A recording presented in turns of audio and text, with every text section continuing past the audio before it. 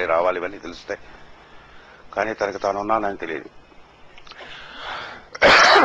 మనుషులు ఒక్కడికే ఎవరికి వారు ఉన్నారు అని నేను చెప్పుకోక్కర్లేదు, ఎవరికి వాళ్ళు ఉన్నారని తెలుస్తుంది. ఇంకొకడెవడో వచ్చి చెప్పక్కర్లేదు మనకి.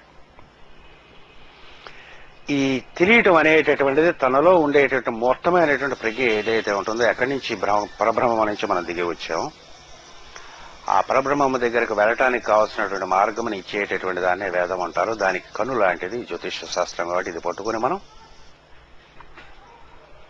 పరబ్రహ్మ స్వరూపులం అవడానికి ప్రయత్నం చేస్తాం. అంచేత ఈ విద్యను అధ్యాత్మమైనటువంటి విద్య అని చెప్తారు, స్పిరిచువల్ విద్య.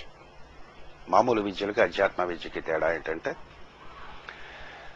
ఏదైనా తరిగిపోవటం అనేటటువంటిది ఏదైతే ఉంటుందో అది మామూలు విద్యల్లో ఉంటుంది. కొంత నేర్చుకోవడం, తరిగిపోవటం వచ్చే జన్మకి పనికిరాదన్నాడు. ఈ సంవత్సరంలో ఏదో డాక్టర్ డిగ్రీవో లేకపోతే ఇంజనీర్ డిగ్రీవో లాయర్ డిగ్రీవో సంపాదించుంటే వచ్చే జన్మకి మనం మళ్ళీ తీసుకుంటే ఈ డిగ్రీ లాస్ట్ బర్త్ లో చదివామంటే ఎవరు ఒప్పుకోరు. కాబట్టి మళ్ళీ చదువుకోవాలి.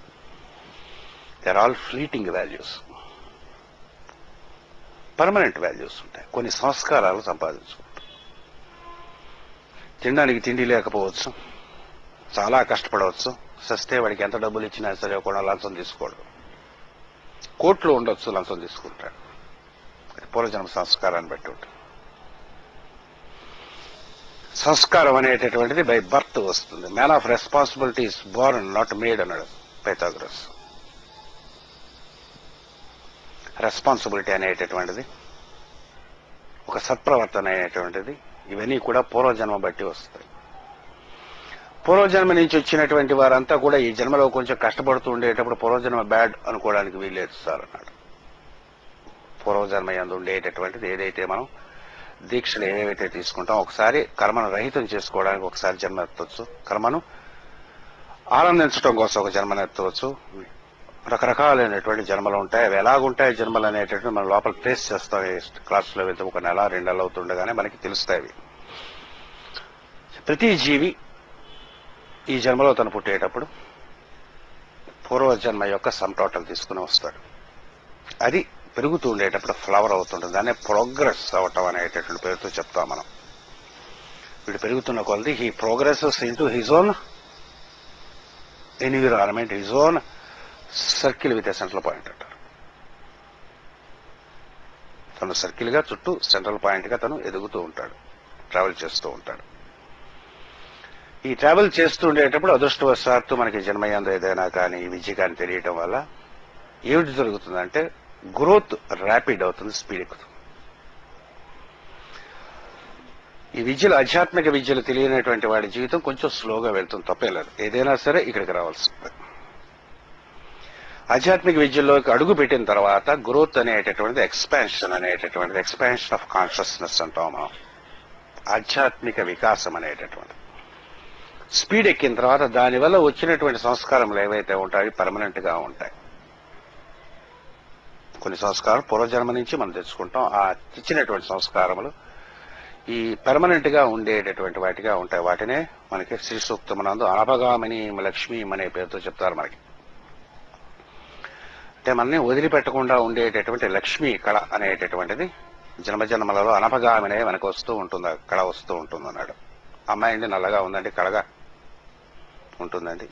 అబ్బాయి తెల్లగా ఉన్నాడు, కళగా లేడండి అంటే ఏమిటని?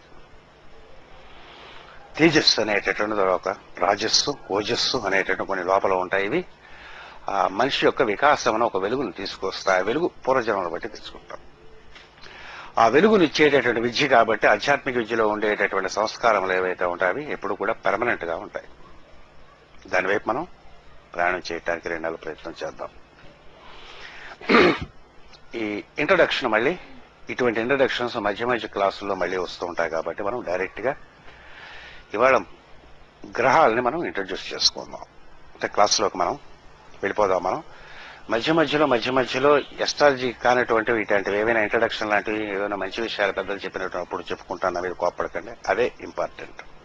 సాధనకు సంబంధించినటువంటివి లోపలికి వెళ్తున్నప్పుడు అన్నిటికంటే చాలా విచిత్రం ఎవ్రీ డే మనకి జరుగుతూ ఉంటుంది. దాని గురించి చాలా మంది పట్టించుకోరు. మీలాంటి పెద్దలు ఎవరైనా 10-15 మంది పట్టించుకోవచ్చు. విచిత్రమైనటువంటిది ఏమిటంటే పొద్దున్న నిద్ర లేవటం, రాత్రి నిద్రలోకి వెళ్ళటం.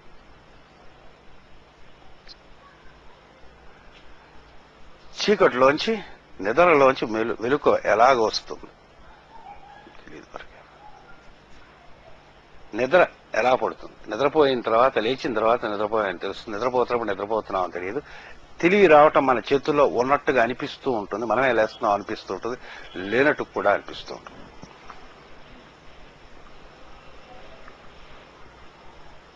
ఒకసారి మెడిటేట్ చేస్తే మనం the great miracle that happens every day in our life is our own awakening. మనం ఎలాగైతే నిద్ర మెలకువ వస్తుందో లేచిన తర్వాత ఏం చేస్తాం, చుట్టూ చూస్తాం, ఈ ప్రపంచం అంతా ఉంటుంది, తర్వాత మనం చేసే వ్యాపారాలు ఇవన్నీ చేసుకుంటాం. ఇలాగే మనం పుట్టడం కూడా మన చేతుల్లో ఉన్నట్టుగా ఉంటుంది, లేనట్టుగా ఉంటుంది. మనం తలుచుకుని మనం పుట్టేవా లేదా అనేటటువంటిది కొంతమంది మనమే పుట్టేమని అనుకుంటాం, తల్లిదండ్రులు పుట్టించారు అనుకుంటారు. మన చేతుల్లో ఉన్నట్టుగా ఉంటుంది, లేనట్టుగా ఉంటుంది.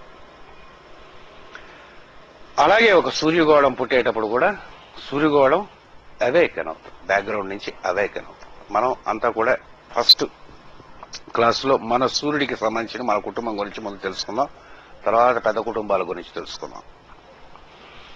మన సూర్యుడు కాక పైన నక్షత్రములు అనేకమైనటువంటివి, తారలు అనేటివి ఉంటాయి, వాటి గురించి తర్వాత మనం తెలుసుకుందాం. ముందు మనం ఫస్ట్ ఆఫ్ ఆల్ మన ఫ్యామిలీకి సూర్యుడు, ఈ చుట్టూ గ్రహాల గురించి మనం కన్ఫైన్ అవుదాం ముందు, తర్వాత ఎక్స్పాండ్ అవుదాం. ఫిక్స్డ్ స్టార్స్ పైన ఉంటాయి, వాటికి సంబంధించిన అనేక రహస్యాలు ఉంటాయి, వాటికి సంబంధించిన పురాణం యందు గాథలు అవి కూడా ఈ ఫిక్స్డ్ స్టార్ సంబంధించిన ఉంటాయి. అవి ఈ సంవత్సరం నేర్చుకుంటాం మనం. ఈ పొద్దున్న మెలకు వచ్చిన వెంటనే ఏమిటనిపిస్తుంది, ఏమిటనిపించాలి జీవికి? పొద్దున్న మెలుకోగానే ఫస్ట్ ఆఫ్ ఆల్ నేనున్నాను అనిపించాలి. మిగతా ఏమున్నా సరే నేనున్నానని అనిపించాలి. అనిపిస్తుంది. దీన్ని ఒక సింబల్ గా మనం ఎస్ట్రాలజీలో ఒక సింబల్ కింద దీన్ని మనం రిప్రజెంట్ చేస్తాం. మొట్టమొదటి ఏదైనా సరే ఆధ్యాత్మికమైన విద్య నేర్చుకునేటప్పుడు స్వరము కానీ, వాటినే మంత్రం అనే పేరుతో పిలుస్తాం. తర్వాత మనం ఒక షేప్ కానీ, సౌండ్ కానీ, కలర్ కానీ, వీటితో ఫస్ట్ మెడిటేషన్ ఇస్తారు. అంటే కెమిస్ట్రీ అవి నేర్చుకున్నప్పుడు ఈ కెమిస్ట్రీ అనేటటువంటి లోయర్ సైన్సెస్ కి చిన్న చిన్న సింబల్స్ ఉంటాయి. H2O అంటే నీళ్ళండి, CO2 అంటే కార్బన్ డైఆక్సైడ్ అండి, ఇలా అంటారు. O2, C ఇలా ఏవో పేర్లు చెప్పేటప్పుడు వాటిని సింబల్స్ కింద యూజ్ చేసుకుంటారు మనకి. అలాగైతే అవి రెండు కలిపేటప్పుడు C+O2 అండి ఇలా కొట్టుకునే వాటికి ఏదో ఫార్ములా ఉందండి, అయాన్స్ ఉంటాయి, ఇలా చెప్పుకునేటప్పుడు ఎలాగైతే సింబల్స్ ఉంటాయో ఈ సైన్సెస్ కూడా కొన్ని సింబల్స్ ఉంటాయి. వాటినే పర్ఫెక్షన్ చేసినటువంటి వాటిలో అమ్మవారి యొక్క తంత్రమునందు వెళ్ళినప్పుడు వీటినే యంత్రముల కింద ఇస్తారు. 64 యంత్రములు అమ్మవారి ఉంటాయి. ఈ 64కి పైన ఉండేటటువంటి యంత్రములకు అధిదేవత అయి ఉంటుంది కాబట్టి ఆవిడ స్వతంత్ర అయి ఉంటుంది అమ్మవారు. మనం కూడా స్వతంత్రులు అవడానికి మనకు ముందు ఈ యంత్రములలో కట్టబడి ఉంటాం.